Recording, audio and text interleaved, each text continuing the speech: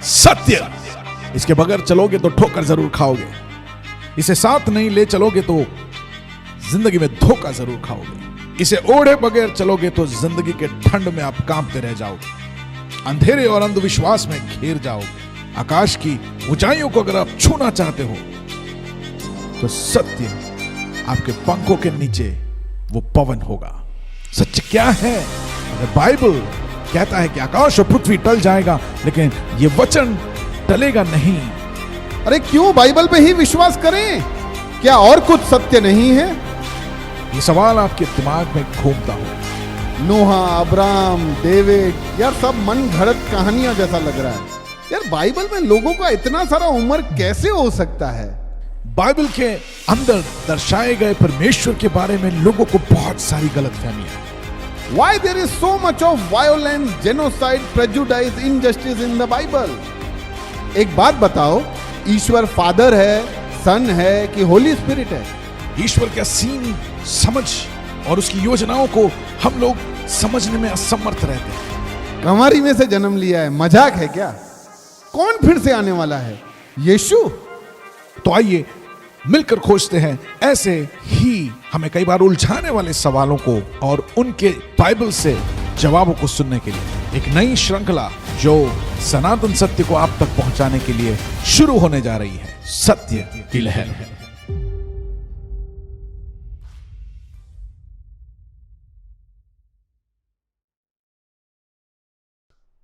Hello Girish भाई, कैसे हैं आप? वेलकम। कनत भाई एकदम मजा में। यस, सब ठीक है? एकदम मस्त है। या जब हमारा लाइफ में हम जो इन्फॉर्मेशन लेते हैं वो सही है तो हमारा हेल्थ भी सही हो जाता है। एक्चुअली कि जो इंफॉर्मेशन मिलता है दैट खाली सिर्फ हमारे ब्रेन को नहीं, मैं ऐसा सोचता हूँ कि हमारे इनर स्ट्रेंथ को मोटिवेट करता है, एंकरेज करता है, एक आशा दिखाता है। एंड लास्ट टाइम से जो अपने इतना सब वो नीति वचन से जो अपने डिस्कस किया है, अमेजिंग। आई कुड सी कि जब ईश्वर तुम्हारा स्टैंडर्ड बन जाता है तो हाउ एथिकली एंड मोरली आप अपने जिंदगी को जी पाते हैं। Yes, very true. क्योंकि किसी व्यक्ति को मैं अपना स्टैंडर्ड बनाऊं तो शायद मैं कहीं एक लेवल पे आके सेटिस्फाइड हो सकता हूं कि नाउ आई एम इक्वल। पर अगर अपना स्टैंडर्ड अगर गॉड बन जाए तो फिर वी विल ऑलवेज बी कि नहीं, मैं और बेहतर बन सकता हूँ। यस।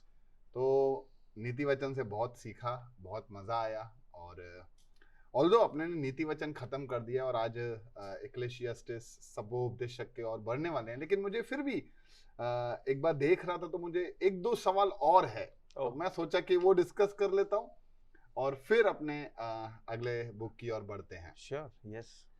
वैसे तो मैंने ये शायद क्वेश्चन आपसे पहले डिस्कस किया है, पर फिर भी मुझे एक बार जानना है कि क्यों ये सब कुछ इसके अंदर विमेन की ओर, यानी बुद्धि जो है, मोस्टली इसके अंदर अपने ने बुद्धि और मूर्खता से रिलेटेड, मूर्ख और बुद्धि से रिलेटेड बुद्धिमान के बारे में पढ़ा, तो क्यों हर बार सोलोमन जब ऐसा बताते तो बुद्धि एक औरत की तरह क्यों दिखाया गया? Why not any other relation? Why not father? Why not friend? तो क्यों उसको एक विमेन इंक्लाइंड क्यों किया गया है? यस, आपने सही कहा कि बुद्धि के लिए, और अगर आप ध्यान देंगे मूर्खता के लिए भी, हाँ, मूर्खता के लिए भी विमेन को ही यूज स्त्रीलिंग का उपयोग किया गया है। और ये स्त्रीलिंग देना इसलिए उचित लगा क्योंकि हम ये जब पढ़ते हैं तब हमें समझ में नहीं आता है, लेकिन जब हम ध्यान देते हैं और फिर परमेश्वर से मांगते हैं कि उसका समझ क्या है, और फिर देखते हैं कि बुद्धि क्या करता है, अगर बुद्धि आपके पास आए और आप बुद्धि के साथ समय बिताए तो क्या होता है, और अगर मूर्खता आपके पास आए और मूर्खता के साथ अगर आप समय बिताए तो क्या होता है, तो फिर समझ में आया कि यहाँ पर स्त्रीलिंग क्यों दिया गया है, यहाँ पर ये फेमिनिन जेंडर जैसा क्यों यहाँ पर दिखाया गया है। वो इसलिए क्योंकि एक स्त्री है जो पैदा कर सकती है। कुछ भी आप यानी प्रोड्यूस, अगर रिप्रोडक्शन के बारे में अगर आप सोचेंगे तो हम जानते हैं कि पूरे एक जो सिस्टम जो गॉड ने हमें बनाया है, हमारे इस दुनिया में बनाया है, हम देखते हैं कि सारे चाहे वो ह्यूमन बीइंग हो, चाहे वो एनिमल्स हो, हम देख सकते हैं, हम समझ सकते हैं कि the female is the one who produces, female is the one who gives birth, और वो ही समझ के साथ बुद्धि और मूर्खता को दिया गया। यानी आप बुद्धि के साथ समय बिताओ तो बुद्धि आपके लिए अच्छे फल पैदा करके देंगे, और अगर मूर्खता के साथ आप समय बिताओ तो उसका प्रतिफल भी बुराई होगा, क्योंकि मूर्खता के साथ आपने समय बिताया है। यानी रिश्ते के साथ ये संबंध किया गया है, इसलिए यहाँ पर स्त्रीलिंग गया है, इसलिए वो फेमिनिन एक सीधा एक बुद्धिमान यानी बुद्धि के बारे में जब बताया तो एक अच्छे स्त्री के बारे में वर्णन किया है, और जब मूर्खता के बारे में किया है एक बुरे स्त्री के साथ। बुरे स्त्री के पास मत जाओ, बुरे स्त्री के साथ समय मत बिताओ, बुरे स्त्री के साथ जाके मत फंस जाओ। ये सारी बातें इसलिए कहा गया क्योंकि वहां जाओगे तो उसके बाद जो पैदा होगा वो सारा नाश ही होने वाला चीज है। ओके, तो इसलिए यहाँ पर एक स्त्री का जो है समझ बुद्धि और मूर्खता के साथ दिया। ओके, मेरा इनिशियल थॉट ऐसे भी था कि एक भली स्त्री के साथ रिश्ता रखना चाहिए या एक बुरी स्त्री के साथ रिश्ता नहीं रखना चाहिए, but that is all about wisdom and folly. Yes, कि मूर्खता के साथ रिश्ता रखेंगे तो मूर्ख ही बनेंगे, यस, बुद्धिमान के साथ रिश्ता रखेंगे। अमेजिंग। ऐसा थॉट आया नहीं मेरे को कभी, बट इट वाज ग्रेट। एक और था कि टंग के बारे में था कि देयर इज टंग बोलो या तो फिर वर्ड्स बोलो, कि there is power of life and death, कि एक जीभ से या एक शब्दों के द्वारा it has a power of life and death, यानी तुम उसे जीवन भी दे सकते हो, मृत्यु भी दे सकते हो।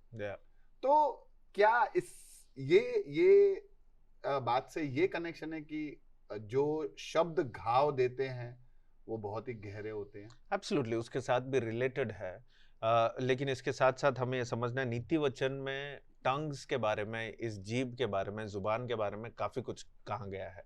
ये मैंने आपको पहले भी कहा कि बहुत सारे टॉपिक्स इसमें है, जैसे आलसपन हमने देखा, जैसे हमने देखा कि ज़्यादा खाने से क्या प्रॉब्लम आता है, और मूर्खता के विषय में खास करके बहुत सारे विषय यहाँ पर दिए गए। और एक विषय है जीभ, हमारा जीभ, ये कितना सामर्थ्य है और इसमें कितना सामर्थ्य परमेश्वर ने डाला है, इतना डाला है सबके जुबान में कि जब वो शब्दों का इस्तेमाल करते हैं तो उन शब्दों के द्वारा आप जीवन दे सकते हैं, और आप किसी एक जीवन को आप मरा भी सकते हैं, मतलब एक खत्म भी कर सकते हैं। एक यानी किसी को आप इतना डिस्करेज कर सकते हो अपने शब्दों के द्वारा कि वो ऐसा सोचेगा कि मैं जिंदा क्यों हूं।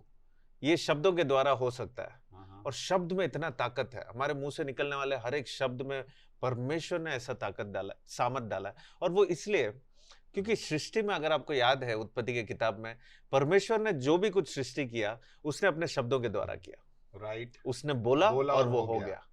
और जब उसने सब कुछ बनाया सृष्टि में, उसने सब कुछ अलग अलग रीति से बनाया, लेकिन मनुष्य को बनाते वक्त उसने कहा कि आओ हम हमारे जैसे बनाए। राइट, और हमारे जैसे बनाए यानी परमेश्वर जैसा ही उसके स्वरूप में हमको बनाया मनुष्य को। यानी हम भी जो बोले उसमें सामर्थ है, इतना सामर्थ कि परमेश्वर ने हमारे जिंदगी में इतना सामर्थ दिया और बोला इस दुनिया को संभालो, इस धरती को संभालो, इस पृथ्वी को संभालना हमारे हाथों में है। और हम कैसे संभालेंगे? शब्दों के द्वारा। आप देखिए, कोई भी डिसीजन अगर जो पुराने ज़माने में राजा करते थे और आज के ज़माने में हमारे लीडर्स और जो भी अथॉरिटीज़ है, उन लोग सब बहुत सारे निर्णय लेते हैं, और वो निर्णय में हम सब नहीं बैठते, हम सब कॉमन पीपल है। राइट, पर जब अथॉरिटीज डिसीजन लेते हैं, उनके शब्दों का जो पावर है वो तब पता चलता है जब बाद में बाहर हमको रिजल्ट दिखाई देता है। राइट, कि यहाँ पर एक नया रोड लगाने वाले हैं। अब वो रोड लगाने के बाद जितना कन्वीनियंस हमको मिलता है, जितना हमको अच्छा लगता है ट्रैवल करने में और आने जाने में, उसका इफेक्ट हमें तब पता चलता है क्योंकि किसी ने वो रूम में बैठकर डिसाइड किया कि चलो ये जगह में हमको ये रोड डालना है, ये जगह में हमको एक नया शहर बनाना है, वाह, ये जगह में हमको एक नया स्कूल बनाना है। जब ऐसे सुनते हैं तो हमको लगता है भले वो 2-3 शब्द वो बात करते हैं लीडर्स, लेकिन इफेक्ट हम कॉमन पीपल के लिए वो बेनिफिट्स होता है। वैसे ही नाश करने वालों के लिए भी है। जब वो रूम में बैठकर डिसाइड करते हैं कि ये जगह को हम खत्म करने वाले, ये जगह में हम ये करने वाले, वो करने वाले, तो जब ऐसे बुराई का भी प्लानिंग होता है तो उसका इफेक्ट कहां से शुरू होता है? शब्दों से। और इतना ही नहीं, नीति वचन में शब्दों से, शब्द आने से पहले भी उसके विषय में भी बताया गया है, दिल के बारे में। अपने मन के बारे में, Okay. क्योंकि मन से ही हमारे मुंह से सब निकलती है। जो मन में है वो ही हमारे मुंह से शब्दों के द्वारा निकलती है। यानी अपने दिल को, अपने मन को, अपने हृदय को बचा के रखो और उसे गार्ड करना, गार्ड योर हार्ट। इसके बारे में भी काफी कुछ नीति वचन में लिखा गया है और ये भी करना है, क्योंकि जब हमारा मन हम संभाल के, हम बहुत ही संभाल के, हम इस मन को, अपने दिल को हम सही जगह में, सही लोगों के साथ, सही चीजों के साथ अगर भरे, तो हमारे मुंह से आने वाले शब्द भी सही होंगे।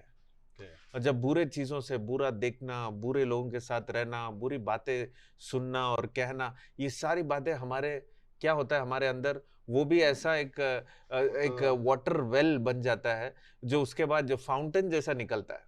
आप काफी वचन में आपने देखा होगा। वो तो वही हो गया ना, जैसा बोएंगे वैसा ही एब्सोल्युटली। काटेंगे। तो ये नीति वचन में ये भी आप देखेंगे कि our words are like wellspring, you know, it's like a fountain. आप हीलिंग ला सकते हो, यू कैन ब्रिंग वंडर्स। आप किसी से बात करते हो, उनके इतना हद तक बताया गया है कि उनके हड्डियों में भी ताकत आ जाएगा जब आप सही शब्द बात करोगे। ओके। तो wisdom is teaching us to use our words carefully. और आज आप देखो, अगर रिश्ता खराब हो रहा है, टूट रहा है, लोग बर्बाद हो रहे हैं, अगर कुछ चीज खत्म हो रहा है, वो सब शब्दों की वजह से ही हो रहा है। अगर आप रूट देखोगे सबका, तो वो सारे वर्ड से ही शुरू हुआ है। तो मैंने बचपन में बहुत बार सुना भी है, और बहुत सारे लोग ऐसा कहते भी हैं हमारे कल्चर में, पता नहीं आपका या पता नहीं, पर मैंने ऐसा बहुत बार सुना है कि कोई भी श्राप या कोई भी आशीष खाली नहीं जाता। तो बहुत सारे लोग श्राप दे देते हैं, या तेरे साथ भी ऐसा ही होगा, दिल से दुआ भी दे देते हैं कि ईश्वर तेरा भला करे। तो does it has the power in words? तो ये तो क्या है यार, अभी समझो आपने मेरे को चोट पहुंचाया और मैं दुखी हुआ और मैंने बोला कि तेरे साथ भी ऐसा होगा, मतलब ये तो फिर मेरे को लगता है अगर ऐसा सब है तो फिर ईश्वर न्याय कब करेगा? अपने ही सब न्याय कर रहे ना, या फिर इसको कैसे ले अपने? We understand this by following the verses again. हमको वचन में देखकर ही ये बात भी समझ सकते हैं कि देखिए, अगर किसी चीज से हमें बचना है, तो उस चीज, उस क्या कहते हैं, उस हथियार से बढ़कर हमारे पास एक प्रोटेक्शन लेवल होना चाहिए, एक शील्ड होना चाहिए।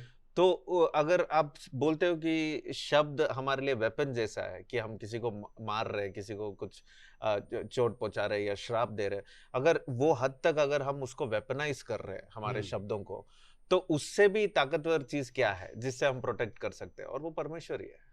ओके। और जब परमेश्वर आपके साथ है, तो कोई भी ऐसा शब्द आपके जीवन में काम नहीं करेगा जो बुरे सोच के साथ कहा जाता है और श्रापित किया जाता है। कुछ भी काम नहीं करेगा आपकी जिंदगी में, कुछ भी इफेक्ट नहीं होगा जब परमेश्वर आपकी जिंदगी में है, क्योंकि वो आपको कवर कर लेता है।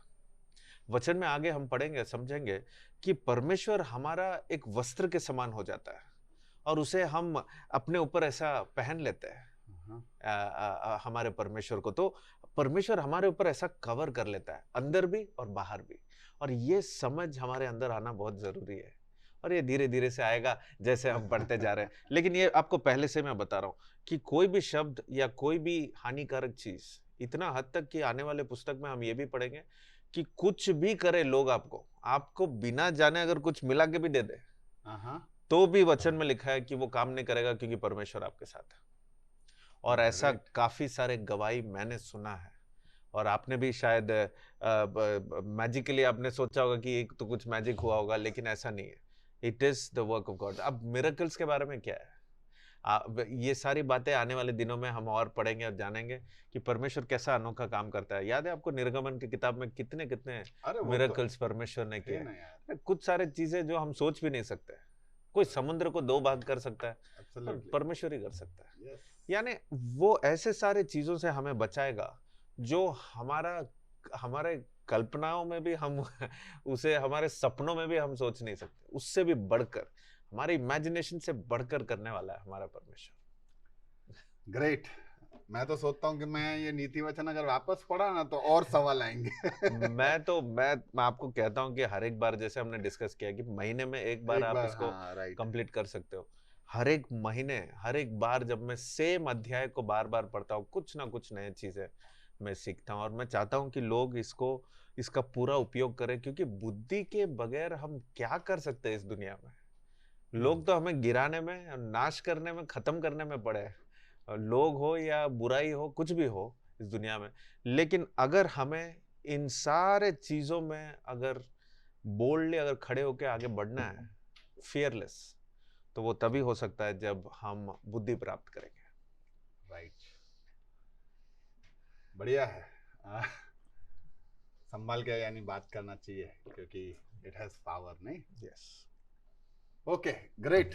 तो नीति वचन को विराम देते हैं, जब तक अभी वापस से मैं रीड करूं। आपको कभी भी कुछ भी अगर फिर से भी अगर आपको कुछ ऐसा सवाल आए, हाँ। नीति वचन से हो या पुराने पुस्तक में से भी, आप मुझे कभी भी बीच में भी पूछ सकते हैं। ओके ओके, हम वो जरूर हम बात करेंगे। क्या तो अब अपना अगला एक्लेशियास्टिस, सबो उपदेशक।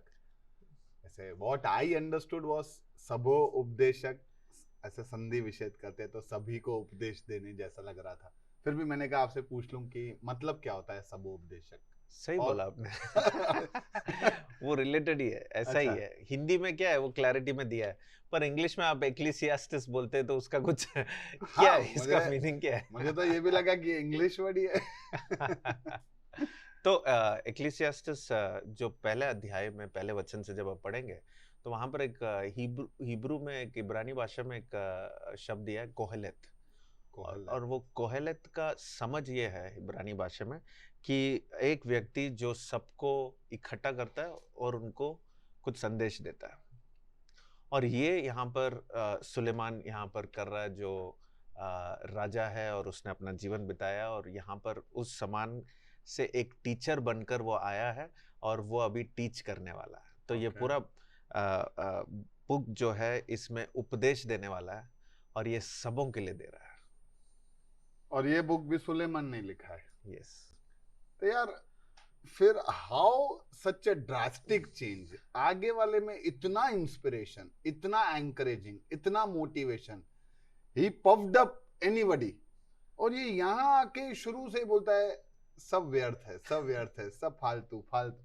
तो मैं सोच रहा था कि ऐसा तो क्या उसके जीवन में चेंज आया कि इतना सब ऐसा उपदेश देने के बाद अल्टीमेट ऐसे एकदम द अदर साइड ऐसा बोल सकते हैं।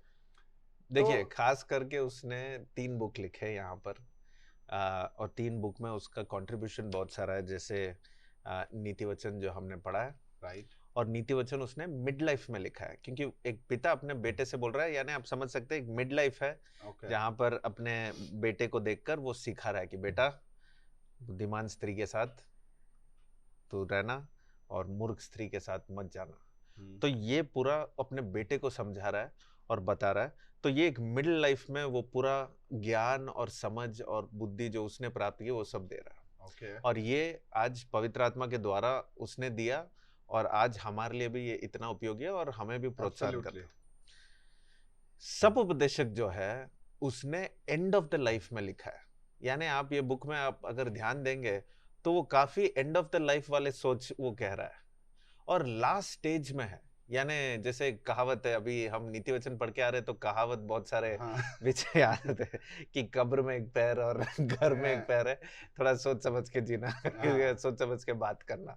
तो ऐसा कंडीशन है अभी सुलेमान का कि एक पैर कब्र में और एक पैर घर में, और इसको अभी समझ में आ रहा है कि देखो, जीवन मुझे पता चल गया कि कितना केयरफुली हमें हैंडल करना है और कितना ध्यान देना है, और ये सारे बातों के बीच में हमें परमेश्वर को कैसे याद देना है और परमेश्वर को कैसे जगह बनाना है।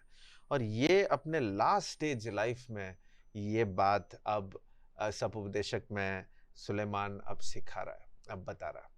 तो ये एक एंड ऑफ द लाइफ वाला बुक है। और तीसरा बुक जो हम अगले पढ़ने वाले हैं वो है सॉन्ग ऑफ सॉन्ग जो है, वो जो है सोलोमन का सॉन्ग है, वो एक रोमांटिक बुक है, उसमें हम आएंगे बाद में।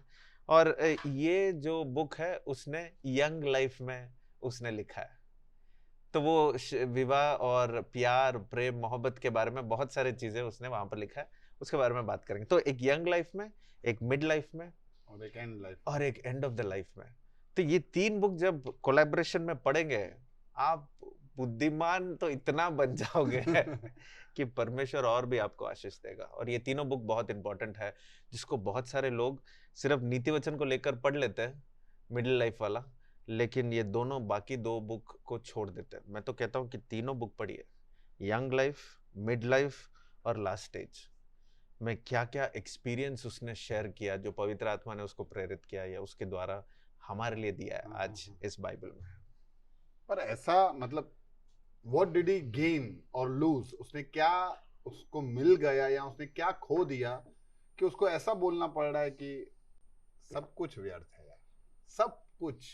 मुझे ऐसा लग रहा है कि वो जिंदगी से निराश हो गया है, नीरस हो गया, उसको भी किसी चीज में इंटरेस्ट नहीं है। तो एक्चुअली हिंदी शब्द जो व्यर्थ है और इंग्लिश में जो मीनिंगलेस दिया गया है, पुराने इंग्लिश में वैनिटी दिया गया है, यू नो, इट्स वैनिटी ऐसा दिया है। और ये सारे शब्द जो है, जो रियल मीनिंग है उसको ला नहीं रहा है, जो रियल समझ है। और मैं आपको ये बता देता हूँ, इब्रानी भाषा में जहाँ पर व्यर्थ लिखा गया है, उसका एक्चुअल अर्थ जो है, उसका समझ जो है वो ये है कि सब कुछ धुआं है। धुआं, हाँ। और आपको ये बार बार अब मैं कहूंगा ये बीच बीच में कि वो कहता है कि इस जीवन में सब कुछ धुआं जैसा है, धुआं है। धुआं यानी आप समझ सकते हो, smoke, everything is a smoke. और वो स्मोक का इस्तेमाल यहाँ पर क्यों कर रहा है, क्योंकि बहुत सारा इसमें अर्थ हम पा सकते हैं। एक तो है कि स्मोक जैसा इस धरती में, इस जीवन में आप जो कुछ भी आपने किया है लाइफ में, लास्ट में आप पीछे मुड़कर देखो सब कुछ स्मोक जैसा रहेगा, यानी क्लैरिटी नहीं होगा। स्मोक जब होता है तो कैसा लगता है, क्लैरिटी नहीं है। क्लैरिटी, या दूसरा अर्थ ये है कि स्मोक जब है, जो स्मोक को दूर से आपको एक शेप दिखाई देगा, लेकिन पास में जाके पकड़ो उसको पकड़ नहीं पाओगे। ओके। तो स्मोक का अर्थ बहुत सारे ऐसे आप सोचकर निकाल सकते हो, लेकिन ये अंत में यही कह रहा है कि देखो जीवन जो है ना, आपने जो जिया, ये सारे चीज एक धुआं जैसा है, आज था और आपके हाथों से कब निकला भी आपको पता नहीं चलेगा। और ये सारा जो व्यर्थ है जब वो कहता है, अगर आप ध्यान से पढ़ेंगे पूरे इस बुक में, तो आपको समझ में आएगा कि वो कह रहा है सूरज के नीचे सब कुछ व्यर्थ है। और ये मैंने देख लिया, सूरज के नीचे, सूरज के नीचे, सूरज के नीचे, under the sun everything is meaningless. और ये बार बार आप देखोगे, अंडर द सन क्यों कह रहा है? वो ये कह रहा है कि आपकी नजर कहां पर है। आपकी नजर अगर यही लेवल पे है जीवन भर, और अगर आप भाग रहे हो, कोशिश कर रहे हो, कमा रहे हो, हासिल कर रहे हो, सब कुछ आप आप परिवार बढ़ा रहे हो और सब कुछ आपने कर लिया जीवन में, आखिर में आपको पता चलेगा कि सब कुछ व्यर्थ है, कि आप अभी भी तृप्त नहीं हो। क्योंकि सूरज के नीचे आपको जो इस दुनिया में आपने जो जीवन बिताया है, वो आपको मीनिंगलेस लगेगा, कि आपको समझ में नहीं आएगा, धुआं है, आपको समझ में नहीं आएगा क्या है ये लाइफ। पर क्यों मीनिंगलेस है यार? On what context he says कि मीनिंगलेस है? आज मुझे अच्छा नौकरी मिल गया, मैंने अच्छा गाड़ी लिया, मैंने अच्छा घर बनाया, ये मीनिंगलेस कैसे है? मीनिंगफुल ही है ना? नहीं, मीनिंगफुल ये छोटे छोटे आपको ऐसा लगेगा कि मुझे काम मिल गया, जी अच्छी चीजें आपने बताया सब कुछ लेकिन लाइफ में ऐसा अच्छी चीजें सिर्फ अच्छी चीजें नहीं होते हैं, वही काम जो आपको मिला वो काम से निकालते भी है, तो वो आपको कैसे मीनिंगफुल लगता है? वो टाइम में आप बोल सकते हो कि वाह ये बहुत मीनिंगफुल है। जब लोग गुजर जाते हैं आपके करीब लोग, तब आपको लगता है ये बहुत मीनिंगफुल है? आपको लगेगा धुआं है चले गया, कब आया कब गया पता नहीं, कंट्रोल में कुछ है तो नहीं। इसलिए सूरज के नीचे ऐसा लगता है कि बस मौज मस्ती करो, खाओ पियो और मस्ती करो, ऐसा ही लगता है सबको। तो सूरज के नीचे नीचे बोल रहा है, मतलब क्या सूरज के ऊपर क्या नहीं क्या? यस, तो वही वो कह रहा है कि आपको इस सूरज के नीचे जब तक आप जीवन बिताओगे और आपकी नजर इधर ही रहेगी, तो आपको जीवन का मकसद पता नहीं चलेगा कि आप इधर क्यों हो, आप क्या कर रहे हो। ओके। या तो फिर आप सिर्फ यही कर रहे हो जो सब लोग कर रहे हैं, राइट। कमा रहे हो, काम कर रहे हो, खा रहे हो, पी रहे हो, मजे कर रहे हो, घूम रहे हो, सब कर रहे हो, ये तो सब लोग करते हैं। सूरज के नीचे ये सब करने की वजह से आप भी वो कर रहे हो, लेकिन इसका मतलब क्या है? ये सब क्यों कर रहे हो? नए कपड़े खरीद रहे हो क्यों? पुराने कपड़े क्या खराब हो गए? क्या फट गए? नहीं फटे। नया कपड़ा खरीदते वो भी फटा वाला ही खरीदते हैं, आज का ट्रेंड है वो तो आप ये सब क्यों कर रहे हो? नहीं वो भी पहन रहा है, ये भी पहन रहा है, आज का ट्रेंड है, आज फैशन है, बोलते हैं फैशन है आज का, तो क्या हुआ? क्यों कर रहे हो? उसका मतलब क्या है? धुआं। आज है कल गया, कल था 30 साल पहले था, बेल बॉटम पैंट था फेमस, अब फिर से आएगा कभी ना कभी। बीच में आया था थोड़ा सा, फिर चले गया, अभी फिर से आए, कभी भी आ सकता है वो। पर क्यों कर रहे हो ये सब? क्योंकि we are running out of style, fashion कुछ और नया नहीं मिल रहा है, तो कुछ ना कुछ तो करो, पुराना लाओ, नहीं तो नया को कुछ बना के कुछ करो। तो ये सब हम जो डेवलपमेंट कर रहे हैं, हमको लग रहा है टेक्नोलॉजी डेवलपमेंट, आप अच्छे से सोच के देखिए, आज तक इतना डेवलपमेंट हुआ, इतना हमने रिसर्च कर कर इतना सब कुछ हमने ढूंढ निकाला, क्या धरती बेटर हो गया? नहीं। आज जितना खराब न्यूज़ आता है, इतना खराब न्यूज़ इतिहास में कभी नहीं आया है। करेक्ट। तो किसने क्या किया है? हमने क्या डेवलप किया, क्या सिविलाइज किया, क्या पढ़ाई होने के बाद क्या मिला हमको? खराबी तो किया है हमने, सब धुआं है। तो सूरज के नीचे आप जो भी कुछ करो ना, आपको सब लगेगा ये सब व्यर्थ है। सूरज के ऊपर, यानी वो कह रहा है कि सूरज के ऊपर कौन है? ईश्वर, परमेश्वर। यस, ईश्वर को देखो और उससे पता करो कि उसने हमें यहां पर क्यों रखा है, तब आपको पता चलेगा जीवन का मकसद क्या है, उद्देश्य क्या है, उसकी योजना क्या है, उसने क्यों हमें यहां बनाया, क्यों हमें रखा है, क्यों हम ये रूटीन फॉलो कर रहे हैं, सुबह उठते ही क्यों सोच रहे क्या खाऊं, काम करते करते क्यों बीच में भूख लग रहा है, फिर रात को सोने से पहले क्यों हमें कुछ स्वीट खाने का मन कर रहा है। ये सारी चीजें हमें समझ में नहीं आएगा जब तक मैं तो हर एक डिटेल की बात कर रहा हूं, पर मैं आपको कह रहा हूं कि ये सब हम क्यों करते हैं। I got it. अगर there is no purpose for doing anything, then we can not enjoy it even. आप बस रोबोट की तरह आप अपना जीवन बिता रहे हो। Absolutely. सबने किया इसलिए मैं कर रहा हूँ। Absolutely. अब ऐसे क्यों प्रार्थना कर रहे हो? सब कर रहे हैं इसलिए मैं कर रहा हूँ। Okay. अब ये बुक क्यों पढ़ रहे हैं? सब पढ़ते हैं इसलिए मैं पढ़ रहा हूँ। आप ऐसे चीज क्यों ऐसा क्यों करते हैं? हाँ, सब करते हैं इसलिए मैं करता हूँ। देखिए, हम सब क्या अभी रोबोट जैसे, मशीन जैसा चला रहे हैं जिंदगी को, और सबका जीवन ऐसे मशीन जैसे जा रहा है। इसलिए लोग तंग आकर सब कुछ छोड़कर फिर वो भाग जाते हैं या कुछ गलत चीजें करने लगते हैं। उनको वो मस्ती लगता है, कूल लगता है। वो बोलते हैं कूल है ये लाइफ, कि मैं कहीं भी कुछ फ्रीडम नहीं रखूं, मतलब इतना फ्रीडम कि कोई बाउंड्री नहीं रखूं, कोई सीमा ना बनाऊं अपने जीवन में। याद है हमने कुछ डिस्कशंस किए थे पहले, कि कोई भी सीमा के बिना मुझे बस जाके बस घूमना है मुझे। आजकल किसी किसी को जिम्मेदारी लेना ही नहीं है, और ये सब क्यों आ रहा है? ये मूर्खता है। और यही यहां पर सुलेमान कह रहा है कि मैंने देखो सब कुछ ट्राई कर लिया। ये बुक में वो समझा रहा है, मैंने सब कुछ, आप बोलो मैंने ट्राई कर लिया, आप उसका नाम निकाल, सब ट्राई कर लिया। और सब कुछ सूरज के नीचे अगर देखोगे ना तो ये सब व्यर्थ है। लेकिन सूरज के ऊपर परमेश्वर जो है, उसको बुलाओ, उससे पूछो, उससे जानकर, उससे बुद्धि प्राप्त कर कर जब तुम ये जीवन बिताओगे, अगर तुम्हारे पास है या कुछ भी नहीं है, दोनों कंडीशन में आपको मीनिंगफुल लगेगा। सब कुछ आपको समझ में आएगा कि अच्छा, परमेश्वर मुझसे ये चाहता है, अच्छा मैं इसके द्वारा मैं इनको जाके मदद करूं, अच्छा मैं इससे मैं ये सब कमा सकूं, ये सब मैं हासिल कर सकूं। सब कुछ मीनिंगफुल हो जाता है। ओके। हिंदी में व्यर्थ यानी यूजलेस जैसा हो जाता है, हाँ। बट एक्चुअली उसका यूज मीनिंग आने के बाद इम्पैक्ट करता है।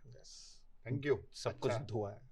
अच्छा है। लेकिन मैं सोचता हूँ कि अगर अपने को एक बार पर्पस पता चल जाए तो देन वो धुआं नहीं रहता, या फिर क्लैरिटी आता है। क्लैरिटी आता है। फिर वो धुआं नहीं है। Life is smoke below the sun, okay, above the sun is clear. Great. पर फिर उसके बाद वो ऐसा कहता है कि फिर वो समय के बारे में कहता है कि हर चीज का एक समय है, खाने का समय, पीने का समय, हर बात के बारे में वो कहता है समय। बोलता है गुस्सा करने का भी समय, खुश होने का भी समय। तो मैं ऐसा सोच रहा था कि ये हर चीज को समय के साथ, हर चीज का समय, मतलब अभी गुस्सा आए तो मतलब मैं सोचूं कि गुस्सा करने का समय है, खुश होना हो तो मैं पूछूं अच्छा समय है तो मैं खुश हूं। मतलब वो क्या कहना चाहता है कि इस हर चीज का समय है means what? Exactly the same as you said. वही है जो आप कह रहे हैं। हर चीज के साथ परमेश्वर ने समय जोड़ा है, हर चीज के साथ जोड़ा है। और इसका आखिरी लाइन जो है, जो 10, 11 और 12वें वचन में लिखा है, 3रे अध्याय में, क्योंकि मैं बार बार उसे पढ़ता हूं, मुझे याद है कि वहां पर अगर देखोगे तो उसका कंक्लूजन वहां दिया गया है कि परमेश्वर इन आपके जीवन में जो समय उसने चीजों के साथ जोड़ा है वो आपके जीवन में लाकर सब कुछ सुंदर बनाएगा। जैसे ये गलत फहमी है, ये मैंने लोगों से सुना है कि परमेश्वर के समय में सब कुछ सुंदर होगा, ऐसे कहते हैं, God's time everything will be beautiful. तो सही है, ये भी गलत है। हाँ, गलत इसलिए है क्योंकि परमेश्वर का समय में सब कुछ सुंदर होगा, यानी कौन से समय में आज आप जी रहे हो? वैसे तो सारा समय परमेश्वर का ही है। सारा समय परमेश्वर का है। हाँ, तो उसके समय में सब ठीक होगा, यानी आप अभी किसके समय में जी रहे हो? अभी भी आप उसके समय में ही हो। उसने जो समय दिया उसमें तो आप जीवित हो। सही है, आपके अंदर जो श्वास है वो उसने ही तो डाला है। बरोबर। तो सारा समय परमेश्वर का समय है। उसका समय और उसके बजाय और कुछ समय ऐसा है ही नहीं, राइट, क्योंकि समय उसने ही बनाया है, ठीक है। हमें उसने ही बनाया है और हमको समय के साथ जोड़ दिया है। यानी हमारे जीवन में सब कुछ स्टेप बाय स्टेप, पढ़ाई के लिए एक समय, पढ़ाई करते करते पढ़ाई के समय में अगर बच्चे बोले कि नहीं मुझे घूमना है, मुझे इश्क करना है और ऐसे सारे चीज़ों, रिलेशनशिप में जाना है, मुझे ऐसे यहाँ वहाँ भागना है, मुझे ये करना है, मस्ती कर, ठीक है, उसका भी एक स्टेज है, उसका भी एक समय है। इसलिए हमें कहना है कि देखो सबके लिए समय जोड़ा गया है और तुम इंतजार करो जब तक परमेश्वर वो चीज आपके जीवन में ना लाए, तब तक तुम जल्दबाजी कर उसे मत खींचो। ओके, जैसे छोटे बच्चे, ये उदाहरण मैं बार बार यूज करता हूं, छोटे बच्चे जब है उनके साथ, जब वो किचन में आते हैं, उदाहरण के लिए वो किचन में आते हैं, किचन में इसलिए मैंने कहा क्योंकि किचन में काफी शार्प ऑब्जेक्ट्स होते हैं। ठीक है, एग्जाम्पल के लिए एक चाकू, चाकू हमारे घर में तो होते, सबके घर में होता है। बिल्कुल, किस लिए होता है? सब्जी काटने के लिए। ठीक है, और सब्जी काटना, वो चाकू हमारे हाथ में सब्जी कटेगा, वही चोर के हाथ में गलत काम होगा। सही है, बच्चे के हाथ में समय नहीं है, वो समय नहीं है। तो हम जानते हैं, हम तुरंत हम बच्चे को उससे दूर करेंगे और कहेंगे कि नहीं बेटा, नहीं नहीं नहीं वो मत छूना, नो, ऐसे कहते। क्यों? क्योंकि उसके साथ चाकू का जो समय है वो नहीं जोड़ा है। वो जब बड़ा होगा तब उसको समझ में आएगा उससे कैसे इस्तेमाल करना है, तब उसके हाथ में वो चाकू दे सकता है। ओके, वो खुद सब्जी काट के देगा, लेकिन छोटे बच्चों को नहीं। ओके, तो सब चीजों के साथ परमेश्वर ने समय जोड़ा है और वो चीज को पाने से पहले हम परमेश्वर से इंतजार करें और मांगे कि क्या वो समय आ गया है, क्योंकि सब चीजों के साथ समय है। ओके, परमेश्वर का समय में सब कुछ सुंदर होगा, ये सोच जो है ये एक्चुअली इन वे करेक्ट है, क्योंकि सारा समय परमेश्वर का ही समय है और सब कुछ सुंदर ही होगा। सही है। यानी अगर शादी करनी है मेरी, नहीं होना है, तो मुझे वेट करना चाहिए क्योंकि उसका एक समय है।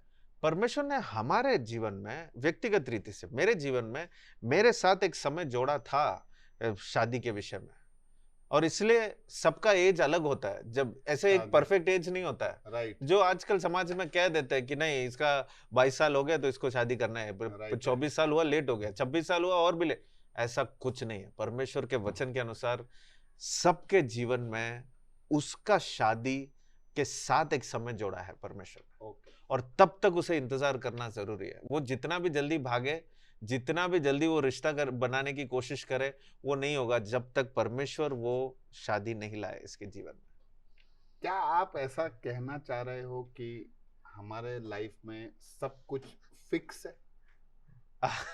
नहीं, ऐसा भी नहीं कि सब कुछ फिक्स है। यानी आप क्या कहना चाहते हैं? कि बस परमेश्वर ने सब फिक्स करके रख दिया है, उस टाइम पे हमें मिलना होगा तो मिल जाएगा, नहीं मिलना होगा तो नहीं मिलेगा। अगर आप ऐसे कहेंगे तो आप पूछ रहे हैं कि क्या परमेश्वर मन बदलता नहीं है? क्या वो हमारे प्रार्थनाएं सुनता नहीं है? फिर प्रार्थना करने का क्या मतलब है? हाँ, वही। मैंने अभी तो अभी समझो मेरा शादी का समय, चलो आपके शब्द पे परमेश्वर ने रखा है कि मेरी शादी 25 में होगी, ठीक है, तो फिर मेरा 25 हो गया तो फिर शादी हो गई, तो मतलब अभी यानी मुझे फिर पहले इंतजार करना ही नहीं था, मेरे को और कुछ करना ही नहीं था, मैं किसी से पूछूं नहीं, कुछ करूं नहीं, क्योंकि वो फिक्स समय है तो अपने आप हो जाएगा। देखिए, ये डिफरेंस आपको जानना जरूरी है कि शादी तो मैंने सिर्फ उदाहरण लिया, हर हाँ, चीज के लिए। हाँ, जैसे मुझे नौकरी के लिए, या चलो कि भाई मुझे परमेश्वर ने सोच के रखा है कि मेरे को 22 साल में नौकरी मिलेगी, तो फिर मैं क्यों कहीं पे भी इंटरव्यू दूं या कहीं पे कुछ भी है, मतलब मैं कब से ट्राई करना शुरू करूं अगर सब फिक्स ही है तो? नहीं, देखिए यही मैं डिफरेंस बोल रहा हूँ कि आप ये बात समझे कि समय के साथ चीजों को नहीं जोड़ा, चीजों के साथ समय जोड़ा है। This is difference. ओके, समझा नहीं।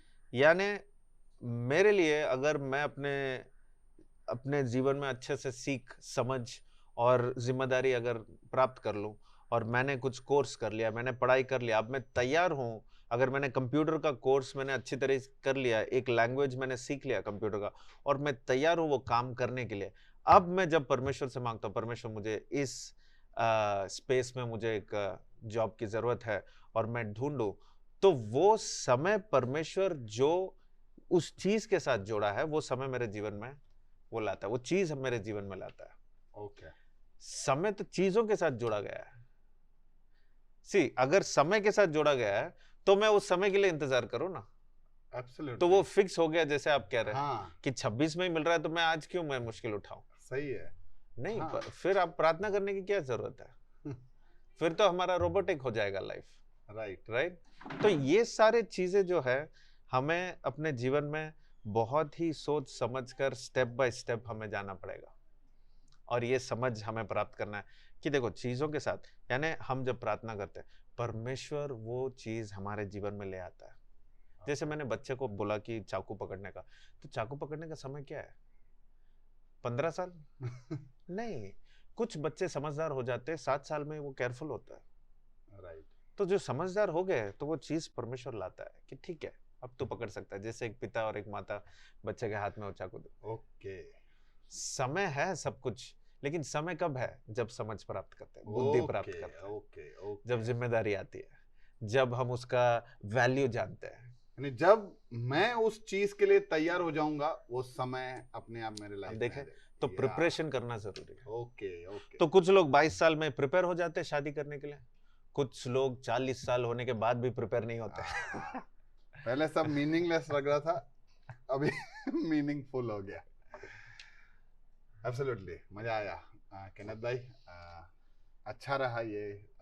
लेकिन और भी बहुत सारे मेरे सवाल हैं सबो उपदेशक के बारे में, जो उसका समझ है सुलेमान का अंतिम दिनों में। आई डिस्कस, अगले बार मिलता हूं मैं आपसे तो इसके बारे में पूछूंगा आपसे। ठीक है, ओके, मिलते हैं। Okay Girish, thank you, God bless. सत्य, इसके बगैर चलोगे तो ठोकर जरूर खाओगे, इसे साथ नहीं ले चलोगे तो जिंदगी में धोखा जरूर खाओगे, इसे ओढ़े बगैर चलोगे तो जिंदगी के ठंड में आप कांपते रह जाओगे, अंधेरे और अंधविश्वास में घिर जाओगे। आकाश की ऊंचाइयों को अगर आप छूना चाहते हो तो सत्य आपके पंखों के नीचे वो पवन होगा। सत्य क्या है? अगर बाइबल कहता है कि आकाश और पृथ्वी टल जाएगा लेकिन ये वचन टलेगा नहीं। अरे क्यों बाइबल पे ही विश्वास करें? क्या और कुछ सत्य नहीं है? ये सवाल आपके दिमाग में घूमता हो। नोहा, अब्राहम, डेविड, यार सब मन घड़त कहानियां जैसा लग रहा है। यार बाइबल में लोगों का इतना सारा उम्र कैसे हो सकता है? बाइबल के अंदर दर्शाए गए परमेश्वर के बारे में लोगों को बहुत सारी गलतफहमियां। Why there is so much of violence, genocide, prejudice, injustice in the Bible? एक बात बताओ, ईश्वर फादर है, सन है कि होली स्पिरिट है? ईश्वर का सीन समझ और उसकी योजनाओं को हम लोग समझने में असमर्थ रहते हैं। कमारी में से जन्म लिया है, मजाक है क्या? कौन फिर से आने वाला है? यीशु? तो आइए मिलकर खोजते हैं ऐसे ही हमें कई बार उलझाने वाले सवालों को और उनके बाइबल से जवाबों को सुनने के लिए एक नई श्रृंखला जो सनातन सत्य को आप तक पहुंचाने के लिए शुरू होने जा रही है, सत्य की लहर।